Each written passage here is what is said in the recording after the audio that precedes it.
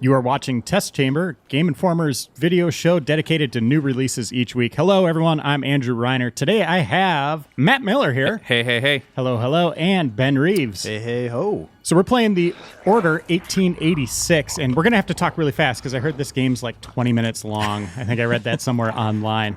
Where are we, Miller? Where are we at in the game here? This is pretty early on. This is, I think, Chapter 4 somewhere. Partway through the chapter, our hero, Galahad, has descended into the London Underground. And as you can see, he's come across a person who's got some problems, I think it's fair to say. Yeah, a little acne. Needs a shave. He does need a shave. This is one of the lichen kind of creatures that show up in this game. And they're a lot of trouble.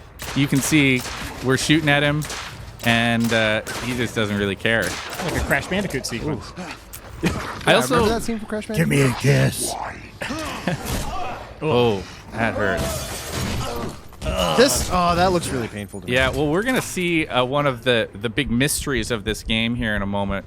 Use your triangle juice. Which is that we've got this Blackwater stuff, and the game makes something of a mystery of what this stuff is all about, and we don't really know exactly what it's about, but there's this sort of sense that it's kind of weird because it like extends somebody's life past when they should be living. But heals them.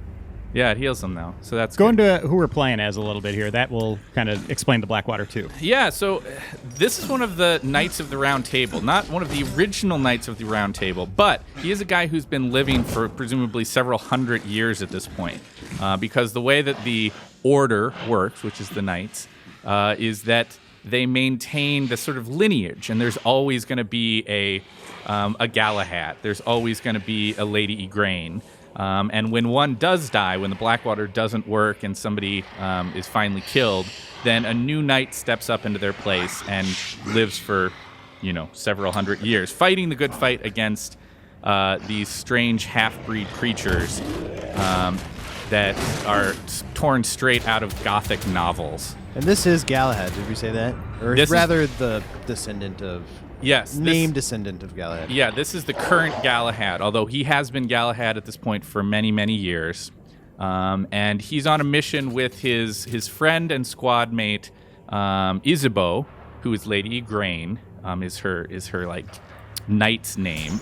There's a little bit of flirting that's going on. Yeah, I mean, you do get the sense pretty early on that there's something that's gone on between these two over hundreds of years, but they are, I think, a celibate order. Oh, lame. And so they can't have children. So it's not like Twilight then. No, there's not too much. Yeah. Not too much Twilight. There's not too much like glowing monsters, sparkly monsters, or anything like that. How is that like Twilight? Or you have clearly not read Twilight. I have not read Twilight or Twilight. What's wrong with you?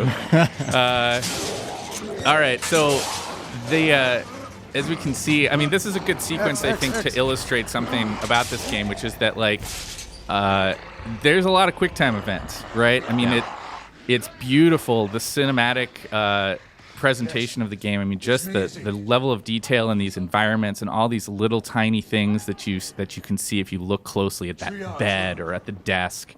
Everything has been painstakingly... For example, there's a box. Yeah, well, and that box is very distinct within the world, right? Like, the placement of it and its level of ruin is totally different from the other boxes, and, it's crazy. Yeah, when you open up a desk drawer and he's like Galahad's kind of rifling through it, the way the papers move in there, I'm just like, you didn't need to go to that level of detail, but you did. You did. It's ridiculous looking. And so it looks great, but everything has this sort of cinematic quality that in some ways lends itself well to these kind of QuickTime events. That said, QuickTime events these days do feel a little bit old school, right? I mean, sure. I've never been a huge fan of them to begin with. Yeah. And so you can kind of see that a lot of this game plays out in this way where you're almost like watching a movie where occasionally you're kind of interacting with that movie. Like right now, you're going to try to survive this melee fight. And it's not really a melee combat system. It's more just that it's an occasional interaction thing. Yeah, it's QuickTime heavy, a little more sophisticated than stuff you see in Telltale games. Yeah. And the whole thing looks great, but I think players will be forgiven if they feel like maybe they're not totally in the driver's seat all the time. This is not looking great for Galahad. I thought I remember early on, correct me if I'm wrong, but he said something about, like, you'll do these QuickTime events, and if you fail out, the story still continues? Well, one of the things that they did that does show up in some of the QuickTime events is that you have choices in the QuickTime events where you can steer what your next action is going to be. Are you going to stab him in the shoulder, or are you going to reach for your gun, right? Something down there.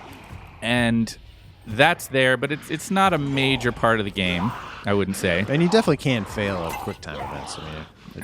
You can die. Yeah. But yeah, there's not necessarily a sense that you can. They're super easy. Can finish Press them. L1. You got your a special. series of attacks. Yeah, you got your special. All right. Time to do that. Let's do it. Do you have it? I'm pressing it. He might not have it yet. He might need to do a few more stabs first. Oh, no. Oh, that does not feel good. Don't worry about it. How did that happen? Dang. Get it. I love how, like, Isabeau is over there just watching this whole thing. She's texting on her phone. That's right. On Twitter. How do you get this door open? So, yeah, it's very story intensive. Oh, there she is. Like, I don't know. Like, Miller, you played through it. Ben and I both played through it as well. Yep. It feels like you're watching it about as much as you're playing it. I easily. think that's definitely true. And as much as you're, like, shooting at things, you're also just walking through rooms and, like, looking at objects. Yeah. And just which that kind of bugged me, actually, because it slowed down the pacing of the game. Because it's not like a game like I don't know, I want to say the Quantic Dream games, where I feel like that's the main core element. Right. I didn't feel like it added much to the story. To No, pick up and these objects. It's and more stuff that you're you're picking up where it was really kind of cryptic. Like sometimes it was in cursive, you could barely read it, or it was like a newspaper article and you had to squint to read it if you wanted to. But they weren't really fleshing out the story that way. Yeah. I think you really have to get what the developer wants you to get out of this game. You really need to be enthusiastic about, like, the artistry on display, the tech of, like, these beautiful environments that you're kind of just moving slowly through, and it makes for a little bit slower paced game sometimes. Yeah, and it is as linear as a game comes, Yep. and it's mostly when you're doing combat, it is when you're doing action, it's mostly third person, kind of pop out of cover shooter type of gameplay. Mm-hmm. And the game's gotten a lot of heat recently about game length, which you Yeah. mentioned earlier, which I think a little unfairly. I think that this game has suffered under more pre-release scrutiny and negativity than almost any game I can think of in recent memory. And not all of it, to be clear, do I think is completely undeserved criticism, but it is weird that so much of that criticism is happening before the game is even in the hands of the public. Most people haven't even played it yet. Yeah, I think I beat it in around 6 hours, something like that. You know, I wasn't really thorough in the environments looking for stuff. Right. I didn't die too many times. Yeah. When I was reviewing, I was being pretty thorough, and going into side areas just to kind of see everything I could possibly see. And I think it was 8 hours for me. Yeah. And so it is a fair criticism that it's a shorter game. It is but a shorter game. I don't know that that's always a bad thing. Like the Call of Duty games are always short, and people usually like those. Yeah, but there's experiences. multiplayer then. You know, that's what people are saying. I What's guess that's the what's the criticism. value? And that's Portal. That's for everyone to decide, right? Like that's up to people. I personally I was okay on this. I was ho-hum on this game. Yeah. Miller, I know you liked it. Ben, what was your take on it? I'm probably right about the same, maybe a little bit lower than. What was your score again, Miller? Is that I out? gave it a 7.75. So maybe maybe I'm about right there. I mean, I thought it would. I think it's an interesting game. It's a really exciting origin story. I think that's another thing that we haven't talked about yet very much, other than we mentioned that they introduced the Blackwater and then they don't really go into it. That is one of many things in this game that you get the beginnings of the story, but you don't get the end of it. Right. Yeah, it very much feels like the first few chapters of a major epic. Exactly. And I understand they wanted it to be an epic and they wanted to hold stuff back for the sequel, but I feel like maybe a little too much there. Like some of that stuff could be really exciting in addition to this game and like introduce us to the world and get us excited about it. So really like the characters, the acting, the dialogue I thought was really solid too. I really didn't like the plot though. I thought it was pretty boring at times, and the twists it made, I thought were ridiculous, especially toward the end. There's some big reveals, and I was kind of shaking my head and laughing at the game. An example of photographs. Yeah. Yeah, there's just these little things. It's like, You'll all pick right, up a lot cool. of these things. Yeah, and it's hard to understand what is the context of those things that you pick up. I mean, they look pretty. Yeah, here you and go. they've gotten lots of paper. interesting Just things. move around paper. You didn't have to go to this length of detail. Yeah, wow. Yeah. This is one of those. There's like, I don't know, maybe 4 sequences in the game, something like that are like this, where you're just in a kind of a big room, and it's understood that you need to do some investigation, and you need to look at all of the stuff in that room. And again, it goes back to that kind of sense of it's a little bit slow paced. It's beautiful in a way. Yeah. And I like the extra cinematic camera, the super, I don't know what you call it, the bars on the top and bottom. Like, I think it's cool looking. Like, it has a definite, like you're saying, cinematic feel, but I don't know. Supported a little bit more by some more robust gameplay would have been helpful. And there's some really great moments in it. Like, absolutely just intense, really well made. And I thought the shooting mechanics felt really great. Mm-hmm. But I thought those moments were too few and far between. Like, I think a lot of the game felt like this to me, where if he's not searching for something, he's just walking with someone, slowly, or there's a big conversation at the round table that just kind of goes on, and there's not a lot happening. What's kind of your take on it, Miller? Obviously, I'm kind of Mr. Negative here, but yeah, I mean, I think before we finish, we should hop ahead to just show maybe 2 minutes of some gunplay, right? Because that's the one thing we haven't seen in this chapter, and I think it's important to note that there is that gameplay experience that's more traditional, sort of cover-based third-person shooting. So let's go take a look at that, and we'll talk a little bit more about the gameplay when we get there. We've jumped ahead to Chapter 8. We're about a quarter of the way through it to show off a gun battle here, or a fight. Miller, what should we be looking at here? Well, I think it's important that if we're looking at the grand scope of what's going on in the Order, that we see some of the actual combat as well. Because this is where the real meat of the gameplay is, even if there isn't a lot of it, to be fair. A lot of the game is doing that kind of exploring stuff that we were just looking at. But yeah, that was pretty brutal kill right there. You're going to look at one of the cooler weapons. Look at his leg. It's gone. It's totally gone. One of the cooler weapons in the game, this sort of lightning shooting thing. One of the main characters that we meet in the game is a young version of Tesla, who is working for the Knights of the Round Table, which right there is kind of... He's a real dork. Yeah, he's a super dork, but he makes some awesome weapons.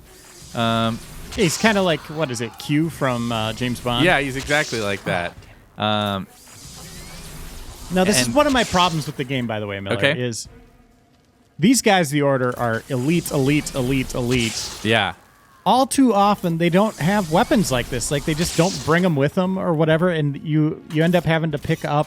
Like a machine pistol. Yeah, like the weapons that enemies are dropping in their ammo. There's such cool weapons in this game, such innovative ideas by Ready at Dawn, and they rarely use them. Be careful, there's a dude with a grenade launcher up there. Oh, yeah, you want to take him out. Oh, damn. Oh. Okay, Blackwater. Get. Oh. I really do like the deaths in this when it just goes black. Yeah, like, it's his just life instant is just death. snapped out. Boom. Yeah. Had you had more time there, you would have been able to actually take the Blackwater. Right. But it is a mechanic, right? You don't just automatically get a revive. You have to kind of get into a safe place and crawl to safety. I really like how Blackwater's used. I like that there's an explanation for how these people are able to heal themselves after getting shot a billion times. But in answer to your earlier question, Reiner, I would agree with you. I mean, it does seem like there's this sort of mix of a few really cool weapons and then a few that are like, just kind of normal weapons. But these guys should be like Batman when they leave, Like, they should just have everything they need. Especially with the implication that the thing that gave them the edge in this war against the half-breeds was this technology, right? Like, this is how they are now winning, is because they got all this crazy new tech that came with the Industrial Revolution, or at least with this world's version of the Industrial Revolution. Yeah, and to be fair, there are points in the game where, yes, it makes sense that he wouldn't have anything, right? Yeah. Careful. Where is this guy? He's going to be up. He's up on that, like, raised balcony thing. I don't see him quite yet. He might not be there yet until you kill these guys. The gunplay is solid. The cover, as you can see, works really well. Yep. How you have the ability to lean. Stealth is handled really well. There are stealth segments in the game where you have to, like, stab dudes in the neck. Oh, damn it. Oh, Oh, This thing's not super accurate. Is the only problem. that is true. Did I get him? You got to get in closer, yeah. I think. I would Maybe I wrap can around to your this right. Oh, Okay, get around the corner. Let's get out of here. Get out of there. Backwater. Come on. Backwater. There. There we go. Triangle juice. All right, let's get out of there. Yeah, that's Oh, not what? a good. Come on. Not a good vector. Now you can just kind of hang out for a minute and get better. But yeah, I mean, the combat feels, very much like an old school game from like, I don't know, 2005, Yeah. I think would Oh, be yeah. fair. Yep. Not bad, just not exactly innovative either. Oh, nicely done, Ben. Oh. Ah! and Ugh, and you're gross. going to be able to go get that cool weapon now. I like the moves between cover. I like generally the shooting of the weapons, even though it's a little bit stiff sometimes. But it just doesn't feel like there's a whole lot going on that's different or innovative within the gameplay space. There's lots that's innovative within the world building and the tech and the art, and even some of the weapon design is pretty cool. But as far as gameplay, you know what you're getting here. It's not going to change from what you expect. Up top there, Ben. Oh, there they are. They're trouble up there. Yeah, I mean, the battles are balanced really well. I think they're pretty intense when you're engaged in them. There aren't a lot of them, No. but they do go on for a while. Like, this will go on longer than you think, Yeah. or expect it to. Yeah. And this is one of those kind of some developers put in these moments, these sort of reward moments where you've had a hard fight, and they're going to be like, okay, well, here, have this giant cannon that has infinite ammo. You can see in the bottom right, there's an infinite sign on the ammo. You're never going to run out. You can just hang out here and shoot that crazy thing to your heart's. Wish I had this the whole game. Yeah, no doubt. That would make things a lot easier. It'd be fun wouldn't it? unlockable, if nothing else. And there's a couple other kind of gameplay things. There's a short stealth sequence at one point. Which I did not like, actually. I don't know. Did you guys Yeah. like that? Kind of outside that building at night. Yeah. It was fine for I me. thought it was fine. I thought that was pretty. The stealth was pretty easy. Yeah, and I mean, the guards, when they turn their back for a while, and they're easy to pick out because they're all holding the lanterns. yeah. I didn't have a problem with that. But like I said, I thought the game was okay. I'm glad I played it. It's one of those games where if they do come back, I'll be interested to hear how they're going to improve upon it. Yep. And see where this does end up going. Like I said, I had some pretty serious problems with the plot twist, but I think he's a cool character. I think there's a lot of cool. I like Lafayette, or what Yep. is that his name? Yeah, I the thought he was characters are great, interesting. and like I said, the acting is superb, and the production values by Ready at Dawn through the roof. I mean, for and me- this Oh, is why their are you first getting rid of AAA that? game, right? Like, Exactly. I one thing that I think is striking about this game is that we talk an awful lot in the video game industry about how there's this sequelitis thing going on, right? Where like everybody is constantly making, 2, 3, 4 installments of their game, and there's never any new ideas. Nobody's ever exploring any interesting variations, and The Order is by no means a game that I think has turned out perfectly. It's not. Every moment of it is not like super thrilling, and the combat's just fine, and it's a little bit shorter than I think a lot of people would like it to be. But it is a new game. It is a new franchise that has some cool ideas, has interesting characters, and I applaud that Ready at Dawn is willing to like take that chance. It remains to be seen whether the public's gonna Embrace it. embrace Yeah. it. I think, and I would love to see The Order 1887 or whatever the next installment is going to be. What if they just called it The Order 2? Just completely Just like they abandoned. set it up for this really My- cool naming convention, and they're I agree with you. It's awesome that there's a new IP, a new idea out there, but at the same time, there really isn't a new idea. I mean, it is, like you said, very 1995, 2005 gameplay. Like, we've been playing these games for a while. Yeah. I was disappointed with it overall. I thought it was okay. I don't think it, I was really excited about the idea and the concept and all that stuff, but yeah, I felt just kind of disappointed by the end product. And like I said, there's some really great moments in it. I'm glad I played it. I hope that they do get another chance with it and really do try to expand on the gameplay scope and the storytelling scope, like you said, they really left a lot out of this. Yeah. So hopefully we get some more answers if they do get a second chance. Yeah. I hope they don't get I hope Ready at Dawn doesn't get relegated back to like Vita status or something. Just making. It's clear they handheld have the games. chops to and they're do not some awesome stuff. Yeah, they're not Got some owned good by tech. Sony. They're Right. they're independent. They could do whatever they want, but I'm just saying, like, they got the opportunity to sort of make a big console game, and I hope they get another opportunity. Same here. Well, that's Game Informer's Chess Chamber. Thank you, Miller. Thank you, Ben Reeves. And thank you all for watching. And thanks to Wade Wojcik in the control room. He doesn't get enough credit for all the hard work he puts in. Never do that again. Way to go, Wade. We'll see you on the next episode.